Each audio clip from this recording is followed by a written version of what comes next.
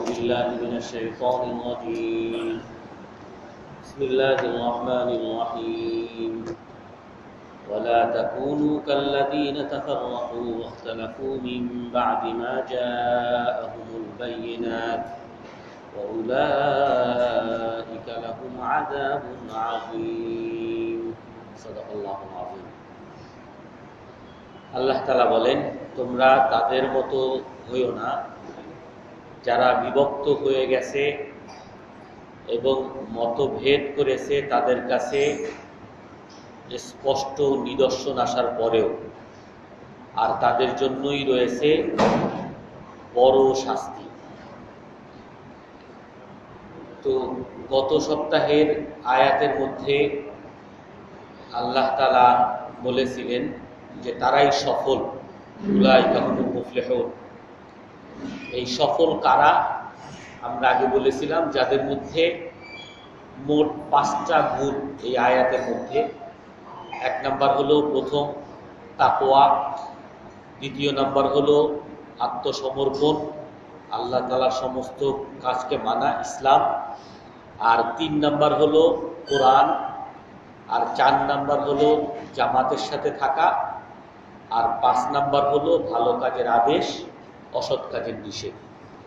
এই 5টা কাজ হলো সঠিক রাস্তায় থাকার কাজ, এবং এই 5টা কাজ হলো সফলতার কাজ। যারা এই 5টা কাজ করবে তারা সফল হবে, সফল জাতি হবে। আর যারা এই 5 কাজের কোনো একটা বাদ দিবে তারা সফল জাতীয় হবে না এবং সঠিক হেদায়েত প্রাপ্ত জাতীয় হবে না। তো এখানে আল্লাহ তাআলা এর পরের আয়াতে বলতেছে যে তোমরা তাদের মতো হইও না যারা বিভক্ত হয়ে গেছে এবং মতভেদ করেছে স্পষ্ট নিদর্শন আসার পরেও। তো এখানে বিভক্তির কথা কেন আল্লাহ তাআলা বলতেছেন? কারণ ভালো কাজের আদেশ, অসৎ কাজের নিষেধ, যেটা আমরা গত সপ্তাহে বলেছি, কিছু কিছু ক্ষেত্রে ফরজ আর কিছু ক্ষেত্রে দাওয়াত, সেটা ফরজে কিফায়া, সবার জন্য ওয়াজিব ভালো কাজের আদেশ, অসৎ কাজের নিষেধ। আর দাওয়াত যেটা ব্যাপক, সেটা ওয়াজিবে কিফায়া, অর্থাৎ কিছু মানুষ করলে সবার পক্ষ থেকে আদায় হবে। তো এই ভালো কাজের আদেশ এবং অসৎ কাজের নিষেধ, দাওয়াত, এত বড় মহান কাজ, এরও কিছু নেতিবাচক দিক আছে। সেটা হলো যে ভালো কাজের আদেশ আর অসৎ কাজের নিষেধ করতে গিয়ে মানুষ বিভক্ত হয়ে যায়। যেমন আমাদের দেশেই অনেক যারা দাওয়াতের দল দাওয়াত দেয়, এই দলও দাওয়াত দেয়, ওই দলও দাওয়াত দেয়, কিন্তু ওই দাওয়াতের কারণেই বিভক্ত হয়ে গেছে যে আমি এই দল, তুমি ওই দল। অনেক সময় নিজেদের মধ্যেই আপনি একজনকে একটা ভালো কথা বলবেন, তো সে আপনার কথায় কনভিন্স না, আপনার কথায় সন্তুষ্ট না, তো আপনার সাথে রাগারাগি করে সে আপনার থেকে আলাদা হয়ে যায়, বিভক্ত হয়ে যায়। কারণ ভালো কাজের আদেশ এবং অসৎ কাজের নিষেধ এটা এমন একটা বিষয় যে এর দ্বারা অনেক সময় মানুষের মধ্যে বিভক্তি আসে। আর আল্লাহ তাআলা এই জন্য সতর্ক করে দিয়েছেন যে ভালো কাজের আদেশ, অসৎ কাজের নিষেধ করতে গিয়ে তোমরা ওই জাতির মতো হবে না যারা বিভক্ত হয়ে গেছে এবং মতভেদ করেছে স্পষ্ট নিদর্শন আসার পরেও। জেনে রাখো তাদের জন্য বড় শাস্তি রয়ে গেছে। এই জন্য রাসূলের এক হাদিস আছে, তাফসীর ইবনে কাসিরের মধ্যে আসছে যে আমার শেষ জমানায় এক উম্মত আসবে, তারা ভালো কাজের আদেশ আর অসৎ কাজের নিষেধ করবে নিজেদের স্বার্থে, নিজের দল ভারী করার স্বার্থে, নিজের হয়তো কোনো টাকা পয়সা বা নিজে বড় বা নিজের গরিমা দেখানোর স্বার্থে তারা ভালো কাজের আদেশ, অসৎ কাজের নিষেধ করবে। আর যখনই স্বার্থের জন্য কোনো কিছু স্বার্থ থাকবে, কোনো স্বার্থের জন্য, ক্ষমতার স্বার্থ অথবা পদের স্বার্থ অথবা টাকা পয়সার স্বার্থ অথবা সম্মানের স্বার্থ, ওই স্বার্থের জন্য যখন দাওয়াত হবে তখন সেই দাওয়াতের দ্বারা বিভক্তি ছড়াবে, সেই দাওয়াতের দ্বারা কখনো মানুষের মধ্যে ঐক্য তৈরি করবে না। এই জন্য কিছু কিছু বিষয় আছে দাওয়াত দেওয়ার নিয়ম, আমরা এটা আগে একবার বিস্তারিত বয়ানই করছিলাম এই নিয়ে দাওয়াতের নিয়মের মধ্যে। তো তার মধ্যে কিছু মূল বিষয় হলো, দাওয়াতের হতে হবে এমন জিনিস যেটা স্পষ্ট ভালো, সর্বস্বীকৃত ভালো এবং সর্বস্বীকৃত খারাপ। যেই খারাপের মধ্যে মতবাদ আছে অথবা যেই ভালোর মধ্যে মতভেদ আছে তার দিকে ভালো কাজের আদেশ, অসৎ কাজের নিষেধ করা যাবে না এবং সেই খারাপ কাজ থেকে নিষেধও করা যাবে না। যেমন কথার কথা, আমরা নামাজ পড়ি, হাত একবার উঠাই, রুকুর সময় হাত উঠাই না হানাফি মাযহাবে। তো আমরা আরেকজনকে দেখতেছি শাফি মাযহাবে, সে রুকুর সময় হাত উঠাইতেছে। এখন আমি যদি তাকে বলি যে তুমি এটা ভুল করতেছো, এই সমস্ত কাজ বাদ দাও, এই সব যদি করো তাহলে আমাদের মসজিদে নামাজ পড়তে পারবা না। তো আমি যেই জিনিসটাকে খারাপ মনে করতেছি এটা মতবাদ, এটার মধ্যে মত পার্থক্য আছে। আমাদের মাযহাবে এটা নাই, এটা উত্তম না, কিন্তু অন্য মাযহাবে এটা উত্তম, শাফি মাযহাবে এটা উত্তম। আর একেবারে এটা সর্বস্বীকৃত কথা। মত পার্থক্য বা বিতর্কিত যত মাসলা আছে, এই মাসলার মধ্যে আল্লাহ রসুলের হাদিস আছে একটা, ইদাজতাহাদা ফালাহু আজরান, ইন আসাবা ফালাহু আজরান ওয়া ইন আখতা ফালাহু আজরুন ওয়াহিদ। যদি কেউ কোরআন হাদিস বিশ্লেষণ করে কোনো মাসলা বলে, ইজতিহাদ, কোনো কোরআন হাদিস বিশ্লেষণ করে কেউ যদি কোনো মাসলা বলে, সে যদি সঠিক করে তাহলে তার দুইটা সওয়াব, একটা হলো সঠিক করার সওয়াব, আর একটা হলো সে যে গবেষণা করলো গবেষণার সওয়াব, রাসূলের হাদিস, সহিহ হাদিস। আর যদি কেউ ওই গবেষণা করে ভুল করলো, আল্লাহ রাসূল ওই হাদিসের মধ্যে বলেন ফালাহু আজরুন ওয়াহিদ, তার জন্য একটা সওয়াব, সে যে গবেষণা করলো গবেষণার সওয়াব। সে যদি ভুলও করে তারপর এটা গুনাহ না, আল্লাহ রাসূলের ভাষায়। এই জন্য যদি কোনো মুখতালাফ ফি মাসলা, বিতর্কিত যে মাসলাগুলো, এই মাসলার মধ্যে যদি কেউ ভুলও করে তারপরও আমি তাকে ভুল বলতে পারবো না, এগুলো নিয়ে আমি দ্বন্দ্ব করতে পারবো না। ওই খারাপ কাজ, বিতর্কিত খারাপ কাজের দিকে আমি, খারাপ কাজ থেকে আমি নিষেধ করব না, এবং বিতর্কিত ভালো কাজের দিকে আমি দাওয়াতও দিব না। আমি যেই দলে আছি তারা পাঁচকুলি টুপি পরে, এখন আমি বললাম তোমাদের এই টুপি সমস্ত সুন্নতের খেলাফ, না, এটা আমি বলতে পারবো না। বা আমি বললাম জোরে জোরে জিকির করা এইটা হলো সুন্নত, আস্তে আস্তে জিকির করা এটা সুন্নত না, অথচ এটা একটা বিতর্কিত। অনেক ওলামায়ে কেরাম এটা কেউ সুন্নত বলছেন, অনেকে মুস্তাহাব বলছেন, দোনোজনারই দলিল আছে, দোনোটাই সহিহ। তো সেই জন্য আমি আমি যেটা মানি বা আমার দল বা আমার মাযহাব যেটা মানি সেইটার দিকে বিতর্কিত জিনিস যদি হয় তাহলে আমি দাওয়াতও দিতে পারবো না, আবার বিতর্কিত কোনো খারাপ কাজ যদি হয় তার থেকেও আমি নিষেধ করতে পারবো না। এটা ওলামায়ে কেরাম, অনেক ওলামায়ে কেরামের কথা। এটা একটা বিষয়। এই কারণে অনেক ওই যে বিভক্ত হওয়া, এই কারণে অনেক বিভক্ত হয়। কারণ বিভক্তি হওয়া, আমি অনেকবার বলেছি, বিভক্তি হওয়া হারাম। যদি কেউ কোনো কারণে বিভক্ত হয় তাহলে এটা হারাম। কোরআন হাদিসের অনেক আমি দলিল লাগিয়ে দিছি, বিভক্ত হওয়া হারাম। আর একসাথে থাকা এটা ফরজ।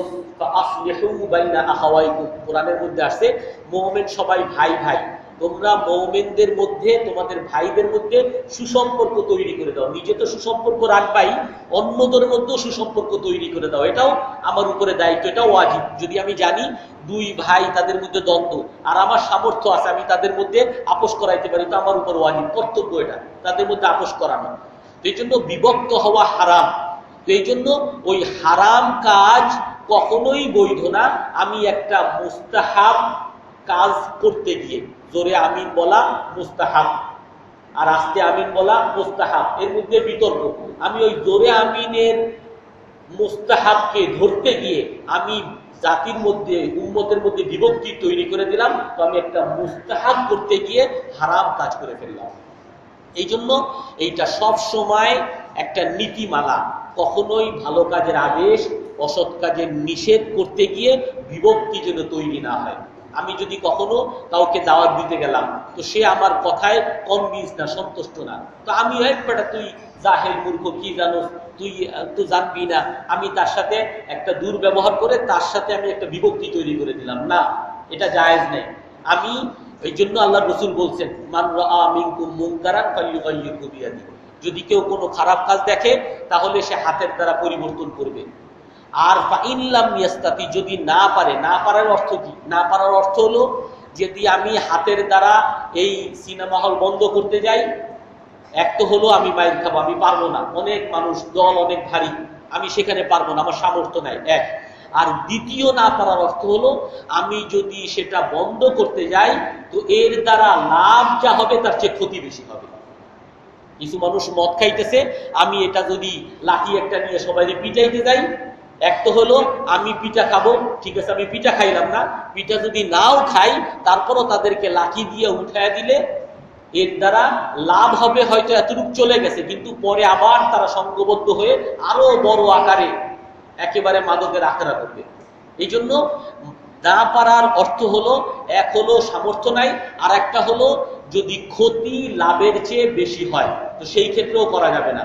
তো আমি একজনকে দাওয়াত দিতে গেলাম, দাওয়াত দিতে গিয়ে সে তো তাও ছিল আমার সাথে, বন্ধুত্ব ছিল, এখন তারে দাওয়াত দিতে গিয়ে সে আমার সাথে বিভক্তম শত্রু হয়ে গেল। তো ওরকম দাওয়াত দিতে যাব না, যদি দেখি যে আমার শত্রু হয়ে যাচ্ছে আমি চুপ করে যাব। তো এমনি ভাবে তো একটা বিষয় হলো বিভক্ত না হওয়া। আর একটা ভালো কাজের আদেশ, অসৎ কাজের নিষেধের আর একটা খারাপ দিক আছে, সেটা হলো আল্লাহ তাআলা কোরআনের বেশ কিছু আয়াতের মধ্যে বলছেন, ইয়া আইয়ুহাল্লাযীনা আমানু লিমা তাকুলুনা মা লা তাফআলুন। একবার হযরত আব্দুল্লাহ ইবনে আব্বাস রাদিয়াল্লাহু তাআলা আনহুর কাছে একজন লোক আসছে, একজন লোক এসে বলতেছে যে আমি দাওয়াত দিতে চাই, ভালো কাজের আদেশ করতে চাই, খারাপ কাজ থেকে নিষেধ করতে চাই। তো হযরত আব্দুল্লাহ ইবনে আব্বাস রাদিয়াল্লাহু তাআলা আনহু বলেন যে তুমি যে ভালো কাজের আদেশ করবা, তুমি কি সেই ভালো কাজ নিজে করো? তুমি যে খারাপ কাজ থেকে নিষেধ করবা, সেই খারাপ কাজ থেকে তুমি কি নিজে বাঁচো? বলে না, আমি তো সব বাঁচতে পারি না।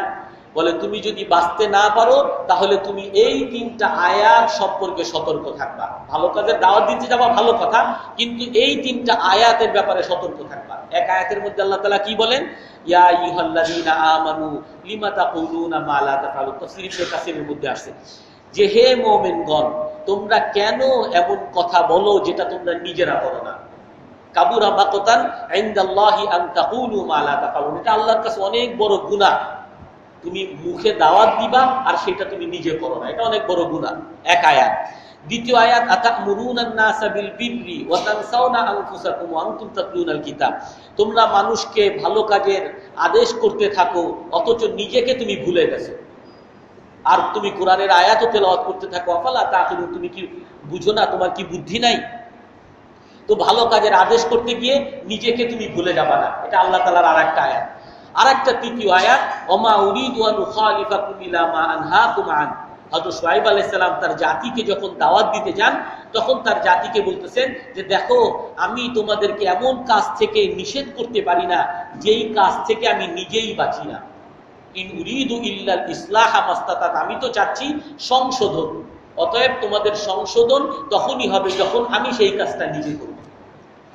এমনি ভাবে বেশ কিছু হাদিস আছে, বুখারী শরীফের একটা হাদিস আছে, আল্লাহ রাসূল বলেন, মারারতু লাইলাতা উসরিয়া বি, আমি মেরাজের রাতে যখন জান্নাত এবং জাহান্নাম অতিক্রম করতেছিলাম, আমি কিছু মানুষের কাছ থেকে অতিক্রম করছি, তুকরাদু শিফাহুম বিমাকারিবা মিনান নার, তাদের ঠোঁটগুলো আগুনের কেচি দ্বারা কাটা হচ্ছিল। তো আমি জিবরাইল আলাইহিস সালামকে বললাম, মান হাউলা, এরা কারা যাদের ঠোঁটগুলো আগুনের কেচি দ্বারা কাটা হচ্ছে? তো জিবরাইল আলাইহিস সালাম বলেন, হাউলাই খুতাবাউ উম্মতি, এরা হলো আপনার উম্মতের খতিবগণ, দায়ীগণ, ভালো কাজের আদেশ আর অসৎ কাজের নিষেধ করেনওয়ালাগণ, যারা নিজেরা দাওয়াত দিত অথচ নিজেরা আমল করত না। আর এক হাদিস আছে, আল্লাহ রাসূল বলেন, ইউজাউ বির-রাজুলি ইয়াউমাল কিয়ামা, কিয়ামতের দিন আল্লাহ তাআলা একটা মানুষকে নিয়ে আসবেন, তাকে আল-ফায়ুলকা ফিন-নার, তাকে জাহান্নামে ফেলবেন, ফাতানদালিকু বিহি আকদাবু, তার নারী ভুঁড়ি এরকম জাহান্নামের আগুনের মধ্যে ঘুরতে থাকবে। কামা ইয়াদুরুল হিমারু বিরাহিহি, যেরকম ওই করে যে ঘানি টানে, ঘানি, ওই ঘানি টানার মধ্যে যে চাকার সাথে সব সরিষাগুলো এরকম ওলট পালট হইতে থাকে, তো সেই মানুষদের নারী বুড়িগুলো এরকম ওলট পালট হচ্ছে। আর তাদের কাছে এসে কিছু জাহান্নামবাসী সবাই ইজতামিউ আলাইহা আহলুন নার, ওই তাদের ওই লোকদের উপরে জাহান্নামবাসীরা সবাই এসে তামাশা দেখে, এই তাদের শাস্তি দেখে, আর বলতে থাকে, আরে আলাম তা'মুরুনা বিল মারুফ, তুমি না দুনিয়াতে আমাদেরকে ভালো কাজের আদেশ করতা, তুমি না দুনিয়াতে আমাদেরকে খারাপ কাজ থেকে নিষেধ করতা, আর আজ বুঝি তোমার এই অবস্থা, তোমার এই করুণ অবস্থা, জাহান্নামের মধ্যে তুমি নিক্ষিপ্ত হইছো। তখন সে বলবে যে কুনতু আমুরুকুম বিল মারুফ ওয়ালাম আতিহি, আমি তোমাদেরকে ভালো কাজের আদেশ করতাম, ঠিক আছে, কিন্তু আমি সেই ভালো কাজটা করতাম না। ওয়াকুনতু আনহাকুম, আমি তোমাদেরকে খারাপ কাজ থেকে নিষেধ করতাম, কিন্তু সেই খারাপ কাজটা আমি নিজে করতাম, এই জন্য আমার এই শাস্তি। তো তার মানে কি, এখন আমরা এই দাওয়াত দিব, তো তাহলে দাওয়াত তো আর দেওয়া যাবে না, দাওয়াত দেওয়া তো সব বন্ধ করা লাগবে, কারণ আমি নিজেই তো আমল করি না, তাহলে দাওয়াত দিব কেমনে? রাসূল সাল্লাল্লাহু আলাইহি সাল্লামের কাছে এক সাহাবী আসছে, হে আল্লাহর রাসূল, যে আমি চাচ্ছি লা আ'মুরু বিল মারুফ হাত্তা ইয়াতিয়া ফীহি হাযা শাই, আমি ততক্ষণ পর্যন্ত দাওয়াত দিতে চাই না যতক্ষণ পর্যন্ত না ওই ভালো কাজ আমার মধ্যে না আসে। ওয়ালা আনহাকুম আনিল মুনকার, আমি খারাপ কাজ থেকে নিষেধ করতে চাই না যতক্ষণ পর্যন্ত না আমার মধ্যে ওই খারাপ কাজ থেকে বাঁচা আসে। আল্লাহ রাসূলের কাছে বাইহাকী শরীফের হাদিস বলতেছেন যে আমি সেই খারাপ কাজ থেকে নিষেধ করতে চাই না। তো রাসূল কি বলতেছেন, বালি তামিরু বিল মারুফ, তুমি ভালো কাজের আদেশ করতে থাকো, যদিও তুমি সেই ভালো কাজ পুরোপুরি করতে নাও পারো। ওয়ানহাউ আনিল মুনকার, আর খারাপ কাজ থেকে তুমি নিষেধ করতে থাকো, যদিও তুমি সেই খারাপ কাজ থেকে বাঁচতে না পারো। অর্থাৎ আমি যদি খারাপ কাজ থেকে নাও বাঁচতে পারি, তারপরও আমাকে সেই খারাপ কাজের দাওয়াত দিতে হবে। হযরত হাসান বসরি রহমতুল্লাহর কাছে একজন আসছে, এসে বলতেছেন যে আমি দাওয়াত তো দিতে চাই, কিন্তু ইন্নী আখশাল্লাহ, আমি আল্লাহকে ভয় পাই যে দাওয়াত দিতে গিয়ে আমি আবার ওই চাকাওয়ালা জাহান্নামীর মধ্যে আবার গণ্য না হই, আমার ঠোঁট কাটা ওই খতিবদের মধ্যে আমি আর না পড়ি, এই জন্য আমি দাওয়াত দিব না। দাওয়াত দিতে চাই, কিন্তু এই ভয় আমি আর দিব না। তখন হাসান বসরি রহমতুল্লাহ আলাইহি বলেন, এগুলো তাফসীর বাগাউই, তাফসীর কুরতুবী সব কিতাবের মধ্যে আছে, উনি বলেন ওয়াদ্দা শাইতানু লাউ গফারা বিউম্মাতিহি, শয়তান এটাই চাচ্ছে, শয়তান চাচ্ছে তোমরা এই কথায় বিভ্রান্ত হয়ে যাতে তোমরা ভালো কাজের আদেশ না করো, অসৎ কাজের নিষেধ না করো, কোনো দায়ী যেন আর না থাকে, সবাই যেন ওই কথা শুনে, ওই আতঙ্ক শুনে আতঙ্কিত হয়ে যায়, আর কোনো দায়ী না থাকে। শয়তান এটাই চাচ্ছে, তুমি শয়তানকে সহযোগিতা করো না। হযরত সাঈদ ইবনে জুবাইর রাদিয়াল্লাহু আনহু বলেন যে যদি ভালো কাজের আদেশ অসৎ কাজের নিষেধ তখন করতে চায় যে এই কাজের উপরে পুরোপুরি আমল করব, তারপরে ভালো কাজের আদেশ করব, তাহলে এই ভালো কাজের আদেশের ফরজ এটা দুনিয়া থেকে মিটে যাবে, কেউ ভালো কাজের আদেশ করতে পারবে না। কারণ দুনিয়ার কোনো মানুষ নিষ্পাপ না, নবীগণ শুধু নিষ্পাপ, তাছাড়া সবাই গুনাহ করবে। এখন আমি যদি চিন্তা করি আমি খারাপ কাজ থেকে তো বাধা তখনই দিতে পারবো যখন আমি খারাপ কাজ থেকে নিচে বাঁচবো, খারাপ কাজ থেকে বাঁচা তো সম্ভব না, তো দাওয়াতও দেওয়া সম্ভব না, ভালো কাজ সবগুলো করা সম্ভব না, তাহলে ওই ভালো কাজের দাওয়াত দেওয়াও সম্ভব না। তো এই হাদিসগুলোর অর্থ কি? তাহলে তাফসীর ইবনে কাসির, তাফসীর বাগাউই, তাফসীর কুরতুবী সমস্ত কিতাবের মধ্যে যেটা আসছে সেটা হলো যে ভালো কাজের আদেশ অসৎ কাজের নিষেধ করা এটা যেমন একটা ওয়াজিব, আলাদা একটা দায়িত্ব, এমনি ভাবে সেই ভালো কাজ করা, সেই খারাপ কাজ থেকে বাঁচা, এটা আলাদা একটা ওয়াজিব, দুইটা ওয়াজিব। এখন যদি কেউ শুধু ভালো কাজের আদেশ করলো কিন্তু সেই ভালো কাজটা সে নিজে করলো না, তো তার মানে কি তার ভালো কাজের আদেশ করাটা গুনাহ হইল? না, ভালো কাজের আদেশ একটা সওয়াব সে পাইল। ভালো কাজের আদেশ, ভালো কাজটা নিজে করা যেটা আরেকটা সওয়াবের কাজ ছিল, আরেকটা ওয়াজিব ছিল, সেটা সে করলো না। তো দুইটাই তার দায়িত্ব। যদি দুইটা করে তাহলে দুইটা সওয়াব, আর যদি দুইটা না করে যে কোনো একটা করলো, নিজে ভালো কাজ করে গেল কিন্তু ভালো কাজের আদেশ করলো না, তাহলে ভালো কাজ করার সওয়াব সে পেয়ে যাচ্ছে, কিন্তু ভালো কাজের আদেশ না করার সওয়াব সে পাবে না, বরং তার উপরে শাস্তি আসবে। এমনি ভাবে খারাপ কাজের থেকে বাঁচা এটা একটা ফরজ, আর খারাপ কাজ থেকে বাঁচার আদেশ করা এটা আর একটা ফরজ। তো কেউ যদি খারাপ কাজ থেকে নিজেও বাঁচে, আবার খারাপ কাজ থেকে বাঁচার আদেশও করে, দুইটা ফরজ সে আদায় করলো। আর যদি কোনো একটা না করে একটা ছাড়লো, তো তার মানে এই না যে আল্লাহ তাআলা এই আয়াতগুলোর মধ্যে যে বলছেন আতা'মুরুনান নাসা বিল বিররি ওয়া তানসাউনা আনফুসাকুম, এই আয়াতের মধ্যে যে আল্লাহ বলছেন যে তোমরা মানুষকে ভালো কাজের আদেশ করো আর নিজেকে ভুলে যাও, এখানে আল্লাহ তাআলা ভালো কাজের আদেশ করতে নিষেধ করেন নাই, বরং বলছেন কি ভালো কাজের আদেশ যেরকম তোমার উপরে দায়িত্ব, এমনি ভাবে তুমি নিজে আমল করাও তোমার দায়িত্ব, সেটা তুমি করো। নিজে আমল করাকে না করাকে আল্লাহ তাআলা তিরস্কার করছেন। এমনি ভাবে আরেক আয়াতের মধ্যে লিমা তাকুলুনা মা লা তাফআলুন, কেন তুমি এই কথা বলো যেটা তুমি নিজে করো না। তো এখানে আল্লাহ তাআলা কেন তুমি বলো দাওয়াত দিতে নিষেধ করেন নাই, বরং আল্লাহ তাআলা বলছেন দাওয়াত তো দিতেছো, একটা ওয়াজিব কাজ আদায় করছো, কিন্তু এই দাওয়াত দেওয়ার পরে কেন তুমি সেই কাজটা নিজে আমল করো না। তো ওই ভালো কাজটা নিজে না করার জন্য আল্লাহ তাআলা তিরস্কার করছেন। এমনি ভাবে ওই যে হাদিসগুলো, হাদিসের ওই একই অর্থ, যে ভালো কাজের আদেশ করা একটা যে সওয়াব, এটা তো হয়ে যাচ্ছে, এটা না করলে যে গুনাহ হইতো এই গুনাহ থেকে বাঁচতেছি, কিন্তু পাশাপাশি ওই কাজটা থেকে বাঁচা এটা আর একটা দায়িত্ব। এটা যদি না ওই খারাপ কাজ থেকে না বাঁচি, তাহলে এর জন্য আল্লাহ তাআলা এই শাস্তি দিচ্ছেন। আমি বয়ান করতেছি, বয়ানের সওয়াব তো আমি পেয়ে যাচ্ছি, কিন্তু সাথে সাথে আমি যদি আমল না করি তাহলে আমলের শাস্তিও আল্লাহ তাআলা আমাকে দিবেন। তো এর মানে এই না যে আমল না করার শাস্তি দিবেন, এই জন্য আমি ভালো কাজের দাওয়াতও দিব না, তাহলে দুই কারণে শাস্তি দিবেন আল্লাহ আমাকে। তো এই জন্য একবার এটা একটা বিভ্রান্তি যে আমি, অনেকে বলে নিজে কত বড় হাজি সাহেব হইছো, আবার দাওয়াত দিতে আসছো, নিজেই তো অকাম কুকামের অভাব নাই, আবার আমারে নামাজের কথা বলতে আসছো। না, আমি তোমাকে নামাজের দাওয়াত দিতেছি, এটা একটা দায়িত্ব আমি আদায় করতেছি, আর আমি নিজে করতেছি না, এটা আমি একটা ত্রুটি করতেছি, এই ত্রুটি থেকে বাঁচার জন্য আমি চেষ্টা করতেছি। হযরত আবু বকর রাদিয়াল্লাহু তাআলা আনহুর কাছে একবার এক সাহাবী আসছে, বলতেছেন আল্লাহ তাআলা কোরআনের মধ্যে বলছেন ইয়া আইয়ুহাল্লাযীনা আমানু আলাইকুম আনফুসাকুম লা ইয়াদুররুকুম মান দাল্লা ইযা হাদাইতুম। আল্লাহ তাআলা বলেন যে তুমি নিজেকে নিয়ে ব্যস্ত থাকো, তোমাকে ক্ষতি করবে না যারা পথ হারা হয়ে গেছে, ইযা হাদাইতুম, যদি তুমি সঠিক রাস্তায় থাকো। এখন বলতেছে যে এই আয়াতের দ্বারা তো বোঝা যায় যে দাওয়াতের কাজ করার দরকার নেই, আমি যদি সঠিক থাকি তাহলে আল্লাহ আমাকে মুক্তি দান করবেন, কে বেঠিক হইল কে পথ হারা হইল এটা আমার কোনো ক্ষতি হবে না, আল্লাহ তাআলাই তো বলতেছেন।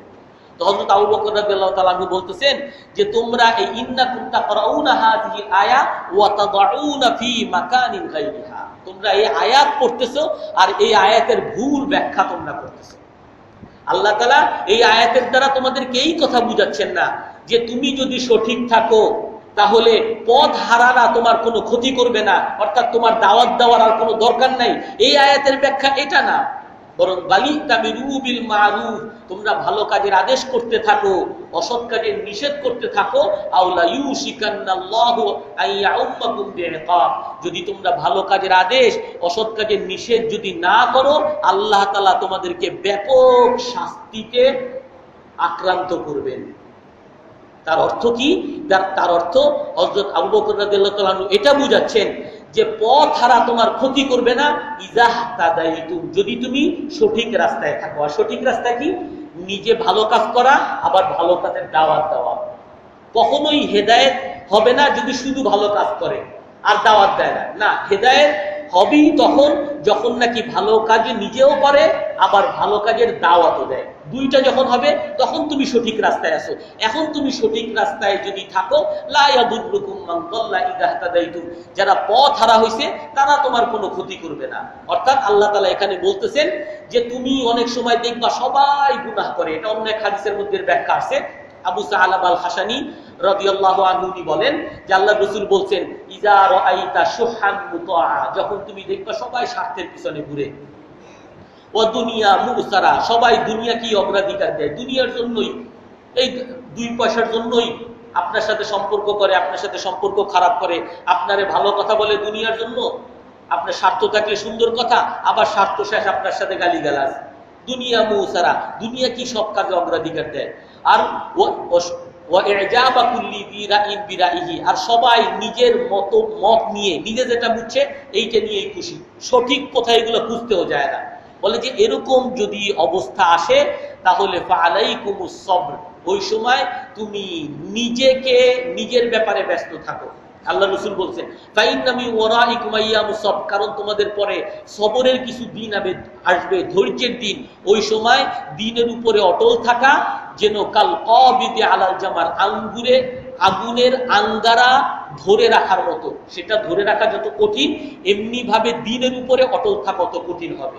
অর্থাৎ আমি যদি সবাইকে দেখি সিনেমা দেখে, সবাইকে দেখি ঘুষ খায়, তো তার মানে আমি ওই সময় আমার নিজের ব্যাপারে সতর্ক থাকতে হবে। ওই সময় আমার মনে হবে সবাই যেহেতু ঘুষ খায় তাহলে তো আর কোনো সমস্যা নাই, সবাই সুদ খায় তাহলে আল্লাহকে আযাব সবাইরই দিবে, সবাই সুদ খায় তাহলে আমি সুদ খাইলে আর কি দোষ, সবাই সিগারেট খায় আমি খাইলে আর সমস্যা কি, সবাই সিনেমা দেখে আমি দেখলে আর সমস্যা কি। আল্লাহ রাসূল বলেন কি যে না, সবাই যদি খারাপও হয় তারপরও তুমি নিজের ব্যাপারে সতর্ক থাকো, তুমি ভালো কাজ করবা জান্নাত পাবা, আর খারাপ কাজ করবা তোমার জন্য জাহান্নাম নির্ধারণ থাকবে। মানুষ কি করলো আর না করলো এটা তোমাকে জান্নাতেও নিবে না আর জাহান্নামেও নিবে না। তুমি আছো হকের সাথে আছো কিনা, আমাকে দেখতে হবে আমি সত্য পথে আছি কিনা। সত্য পথে থাকলে মানুষ আমাকে ভালো বললেও আমি সত্যের উপরে আছি, আমাকে খারাপ বললেও আমি সত্যের উপরে আছি। এই জন্য আল্লাহর রাসূল এক হাদিসের মধ্যে বলেন যে তোমরা কখনো ভালো কাজের আদেশ অসৎ কাজের নিষেধ ছাড়বা না, এমনকি যদি মাহাবাতাম মিনান নাস, মানুষের ভয়ও যদি তোমাদের মধ্যে আসে। তুমি যদি ভালো কাজের আদেশ করো মানুষ তোমারে মেরে ফেলবে, অথবা জেলখানায় নিয়ে যাবে, অথবা তোমার এই ক্ষতি করে দিবে, তোমার পদ বরখাস্ত করে দিবে, তোমার এই ক্ষতি হবে, তোমাকে আরেক দল বানায় ফেলবে, তারপরও মানুষের ভয় কখনো তুমি ভালো কাজের আদেশ আর অসৎ কাজের নিষেধকে ছাড়বা না। সবসময় ভালো কাজের আদেশ করতে থাকো আর অসৎ কাজের নিষেধ করতে থাকো। তবে অন্য হাদিসের মধ্যে যেটা আছে, আপনি কৌশলের সাথে করবেন। হাতের দ্বারা করতে পারেন, ভালো কথা, হাতের দ্বারা পারতেছেন না মুখের দ্বারা করেন, আর মুখের দ্বারাও পারতেছেন না আপনি অন্তরে অন্তরে ঘৃণা করেন। ঘৃণা কি? আমি জানি, আমি বলতেছি এই তুই সিগারেট খাস, এটা ভালো কাজ না, তুই সুদ খাস, এটা ভালো কাজ না, আপনি দাওয়াত দিতেছেন, তারপরে আবার তার সাথে বন্ধুত্ব রাখতেছেন। অন্তরে অন্তরে ঘৃণার অর্থ হলো যে এই সুদখোর যাকে আপনি খারাপ মনে করেন তার সাথে আপনি বন্ধুত্ব রাখতে পারেন না। যে ঘুষখোর, যে ঘুষকে আপনি খারাপ মনে করেন তার সাথে আপনার উঠা বসা থাকতে পারে না। যে বেনামাজি যাকে আপনি খারাপ কাজ মনে করেন তার সাথে আপনার উঠা বসা থাকতে পারে না। আল্লাহ রাসূলের এক হাদিস আছে, সহিহ হাদিস, যে বনী ইসরাইলের মধ্যে সর্বপ্রথম অধঃপতন আসে এইভাবে, একজন দেখতো আর একজনকে খারাপ কাজ করে, বলে এই খারাপ কাজ কইরো না, এই সুদ খায়ও না, এই ঘুষ খায়ও না, কিন্তু সে দাওয়াত তো দিছে, কিন্তু তার সাথে আগের মতো বন্ধুত্ব, আগের মতো উঠা বসা, আগের মতো চলাফেরা সব তার সাথে রয়েছে, ব্যবসা বাণিজ্য সব রয়েছে। আল্লাহ তাআলা বলেন কি, ফাদারাবাল্লাহু কুলুবা বা'দিহিম বা'দ, যখন এরকম তার সাথে আগের মতো চলাফেরা হয়েছে, আল্লাহ তাআলা ওই ভালো মানুষগুলোর অন্তরকে ওই খারাপ মানুষের অন্তরের দ্বারা প্রভাবিত করে ভালো মানুষকেও খারাপ বানিয়ে দিয়েছে। আপনি ওই সুদখোরের সাথে থাকতে থাকতে এক সময় আপনার বলে এই সুদে খাই তাহলে সমস্যা কি, সুদ খাওয়া কোনো গুনাহ না, আমিও 2টা খাই। ঘুষখোরের সাথে থাকতে থাকতে ঘুষ 2টা খাই, কি সমস্যা, কোনো সমস্যা নেই, আপনিও সেই কাজ করা শুরু করবেন। সিগারেট খাইতে খাইতে তার সাথে থাকতে থাকতে খায়, আমিও 2-1টা টান দিই, সমস্যা কি। খারাপ কাজের দ্বারা আপনি প্রভাবিত হয়ে আপনিও খারাপ হয়ে যাবেন। লুইনাল্লাযীনা কাফারু মিন বানী ইসরাঈল, আল্লাহ তাআলা এটাই বলছেন যে বনী ইসরাইলের কাফেরদেরকে আল্লাহ তাআলা অভিশপ্ত করছেন, কি বলে আল্লাহ তাআলার রহমত থেকে বঞ্চিত করছেন। কারণ কি, কানু লা ইয়াতানাহাউনা আন মুনকারিন ফাআলু, তারা খারাপ কাজ থেকে নিষেধ করতো না, আবার যেটা করতো আবার ওই খারাপ কাজ ওয়ালাদের সাথে আবার মিশত। এই জন্য আল্লাহ তাআলা তাদেরকে অভিশপ্ত করছেন, আল্লাহ তাআলার রহমত থেকে বঞ্চিত করছেন, তাদেরকে পাপী বানাইছেন, জাহান্নামী বানাইছেন। আল্লাহ তাআলা আমাদের সবাইকে আমল করার তৌফিক দান করেন। কারো কোনো প্রশ্ন আছে? হ্যাঁ, আপনার টাকা আরেকজনে মাইরা খাইছে, তার গুনাহ হবে, আপনি সবর করলে সওয়াব পাবেন। আপনার টাকা আরেকজনে মাইরা খাইছে, সে গুনাহগার হবে, আপনি যেরকম গুনাহগার হবেন সেও গুনাহগার হবে। এখন এইটাই তো বলি, ইসলামের কথা হলো এইটাই, আমার সাথে খারাপ কাজ করলে আমি তার সাথে তো খারাপ করতে পারি না। কুকুর আমারে কামড় দিবে, আমি কুকুরকে কামড় দিব? আমি তো মুসলমান, আমি তো আল্লাহকে ভয় পাই। জি বলেন।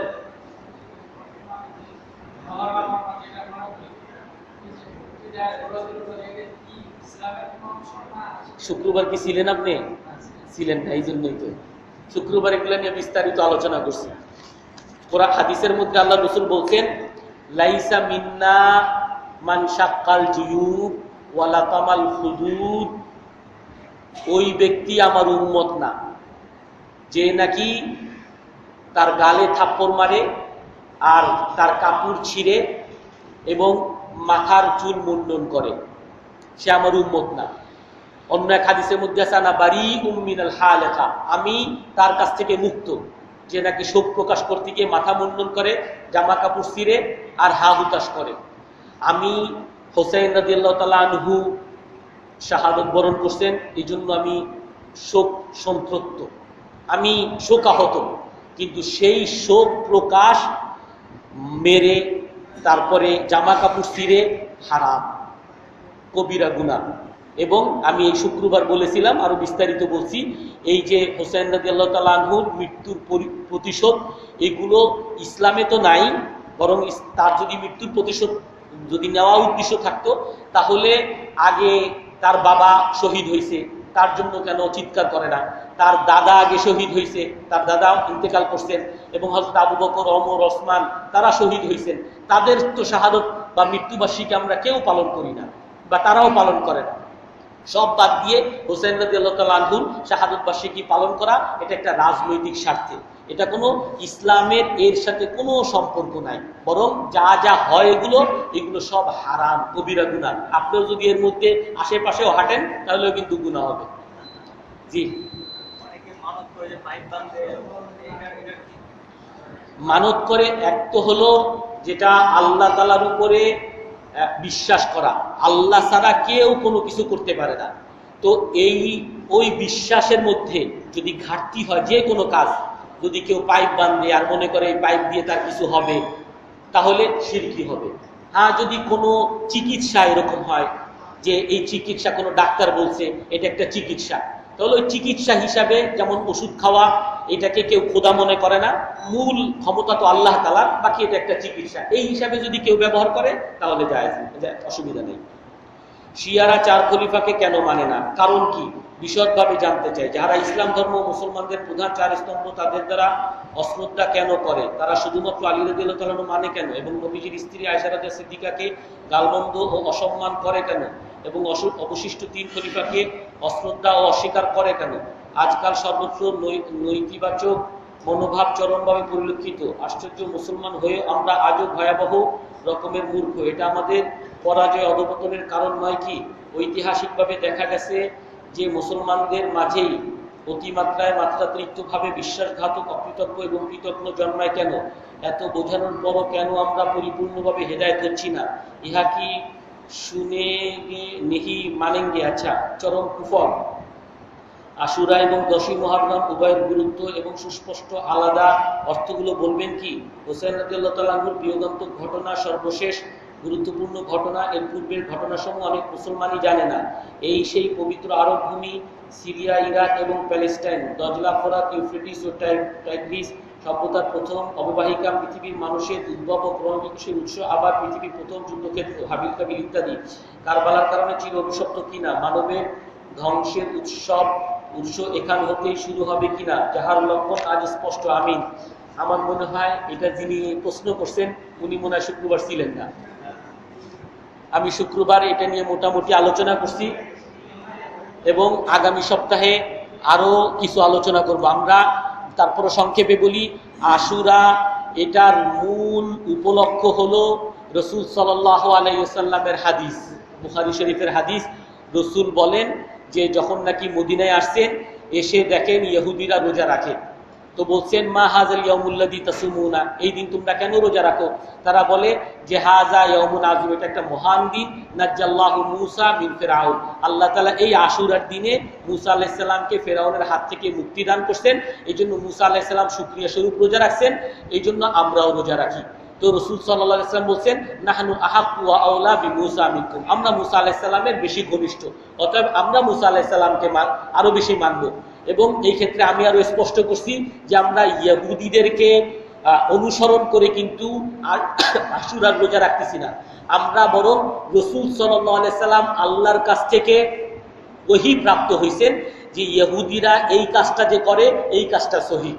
এই জন্য আমরা রাসূল সাল্লাল্লাহু আলাইহি সাল্লামের ওই ওহী মারফত জানা আশুরার যে গুরুত্ব, যে ফজিলত, সেই ফজিলতকে আমরা উদযাপন করি। আর ফজিলতকে উদযাপন করার উপায় হলো রোজা রাখা। এর বাইরে কোনো কিছু ইসলাম সমর্থিত না। এর প্রায় ৬০ দশক পরে আমি বলছি হযরত হোসেন রাদিয়াল্লাহু তাআলা আনহু শাহাদাত বরণ করেন, আর সেটাকে কেন্দ্র করে এই শিয়া তারা বাড়াবাড়ি করে এই যত হারাম কাজ আছে এগুলোকে তারা উদ্ভাবন করছে। আর এগুলো তাদের কোনো ভালো স্বার্থে না, এগুলো আমি বলছি শুক্রবার, এগুলো করছে তাদের কুস্বার্থে, রাজনৈতিক স্বার্থে, সারা পৃথিবীর মানুষের মধ্যে ঘৃণা ছড়ানোর জন্য, তাদের ক্ষমতা, তাদের দলকে আরো ভারী করার জন্য, বাকি সবাই তাদের শত্রু, এরকম একটা মনোভাব তৈরি করার জন্য।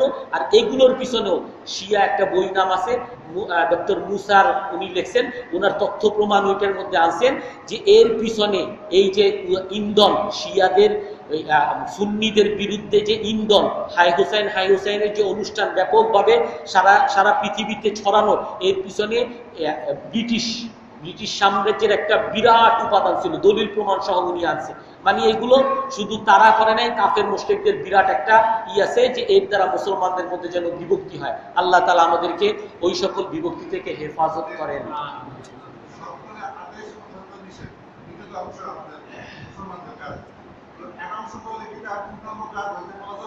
না, হবে না, হবে না।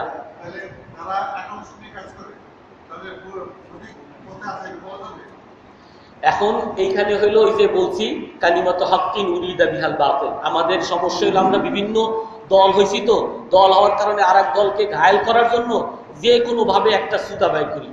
এখন এক দল কথার কথা আমরা দেখি তারা ভালো কাজের আদেশ করেই যায়, খতিব সাহেব শুধু বয়ান করেই যায়, মসজিদে যারা আশেপাশে যারা নামাজ পড়ে না এদেরকে কখনো ধৈরা মসজিদে আনে না, বা সিনেমা দেখে এই সিনেমা কখনো বন্ধ করতে চায় না। তো এই খতিব সাহেব তো বাতিল, এ তো গোমরা, এর তো সহি বলা যাবে না, কথাটা তো এরকমই।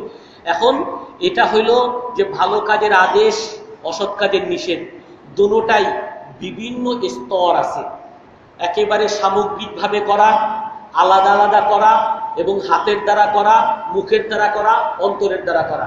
একজন সামগ্রিকভাবে তার দলগতভাবে সে হয়তো খারাপ কাজ থেকে নিষেধ করে না কোনো কৌশলের কারণে, সে যদি আলাদা আলাদা একজন মানুষকে নামাজ পড়তে না দেখে, তাকে যদি বলে যে নামাজ পড়ো, আলাদা আলাদা খারাপ কাজ থেকে নিষেধ করতেছে। সুদ খাইতে দেখে, সুদ খায়ও না, তাহলে কি আমি তাকে বলবো না সে খারাপ কাজ থেকে নিষেধও করতেছে? সে আমাদের ওখান থেকে বেঁচে আসতে হবে, সবাই আমরা এক হতে হবে। আজকে ওই বিভিন্ন অজুহাত, ছোট ছোট বিতর্কিত বিষয় নিয়ে আমাদের মধ্যে বিভক্তিটা হারাম, বিভক্তি সরাইতে হবে। আর সবাইকে এই জন্য ওলামায়ে কেরাম এবং ওই আবু হানিফা রহমতুল্লাহ, ইমাম শাফি রহমতুল্লাহ একটা কথা বলে গেছেন, ইত্তাফাকনা ফিমা ইতালাফনা, আমরা বন্ধু হব, আমরা একে অপরের বন্ধু হব যেই সব বিষয়ে আমরা একমত। আর যেখানে আমরা দ্বিমত পোষণ করি সেখানে আমরা একে অপরকে ওজরওয়ালা মনে করব, তাদেরকে মনে করব যে তার কোনো এখানে সমস্যা আছে, ব্যক্তিগত সমস্যা, অথবা সে পারতেছে না। আমি যেখানে অনেক বিষয় আছে, আমাদের মুসলমানদের মধ্যে যত দলের মধ্যে অনেক বিষয় আছে, আমরা এক হতে পারি। আমাদের কোরআন এক, আমাদের রসুল এক, নামাজ এক, জামাত এক, জুম্মা এক, সব এক, এইখানে আমরা সবাই এক হই। বাকি দুই একটায় একজনে এইটা করে আর একজন ওইটা করে না, ওইখানে আমি তারে মনে করি সে এই ক্ষেত্রে ইস্তেহাদ করছে, গবেষণা করে ভুলও যদি করে তাও সহি, এইখানে আমি তাকে মনে করি যে এখানে হয়তো তার কোনো আপত্তি আছে, এইভাবে আমি ধরে নিই। জি, আর কে প্রশ্ন করছিলেন সর্বশেষ, নাকি শেষ করে দিব? আপনার প্রশ্ন দেওয়ার বড় হয়। হ্যাঁ,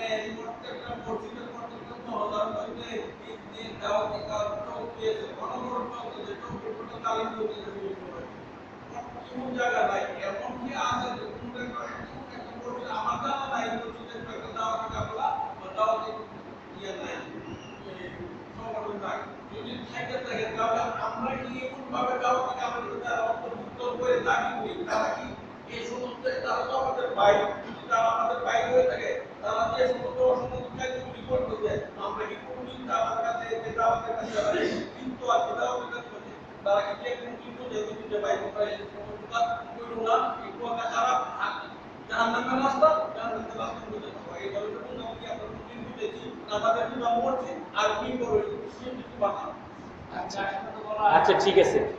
এখন এইখানে আমি যতটুকু জানি, আমি অনেক মানুষ এরকম পাইছি যে বিরাট মাস্তান ছিল, মদ করছিল, ঘুষ করছিল, কিন্তু তারা তাদের সাথে গিয়ে ওই মদ, ঘুষ, তারপরে সুদ সব ছেড়ে দিছে, এরকম অনেক পেয়েছি। এখন হ্যাঁ, তারপরও ভালো কাজের আদেশ যেরকম ব্যাপকভাবে আমরা করি, খারাপ কাজ থেকে নিষেধ এটাও ব্যাপকভাবে করা, এটা প্রতিটা মুসলমানের দায়িত্ব। একটা খারাপ কাজ যদি হতে দেখি, আমাকে সেই খারাপ কাজটাকে শক্তি দ্বারা দমন করা, এটা আমার দায়িত্ব। কিন্তু ওই যে বললাম, রসুলই বলছেন, যদি আপনার হাতের দ্বারা ক্ষমতা না থাকে, আপনি মুখের দ্বারা বলবেন। এখন যারা অসামাজিক কার্যকলাপ যা করে, আপনি যদি লাঠি সোটা নিয়ে আমরা সবাই মসজিদ থেকে বাইরে যদি তাদেরকে দমন করতে যাই, তো এর দ্বারা লাভ হবে না ক্ষতি হবে?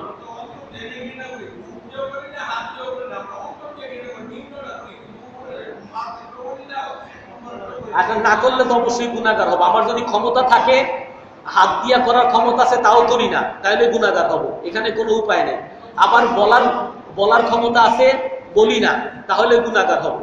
এই জন্য বিশেষ করে আপনার কাছে আমি দোয়া চাই, বিশেষ করে যেন কমপক্ষে তো আমার বলার ক্ষমতা আছে। এখন আমি যদি বলার ক্ষমতা থাকে, তারপরও যদি না বলি, তাহলে তো আমার কোনো উপায় নেই। এই জন্য একটু দোয়া করবেন, আল্লাহকে খুশি রেখে, আল্লাহকে সন্তুষ্ট করে সবসময় যেন ভালো কাজের আদেশ, অসৎ কাজের নিষেধ করে যেতে পারি। আল্লাহ তাআলা আমাদের সবাইকে আমল করার তৌফিক দান করেন।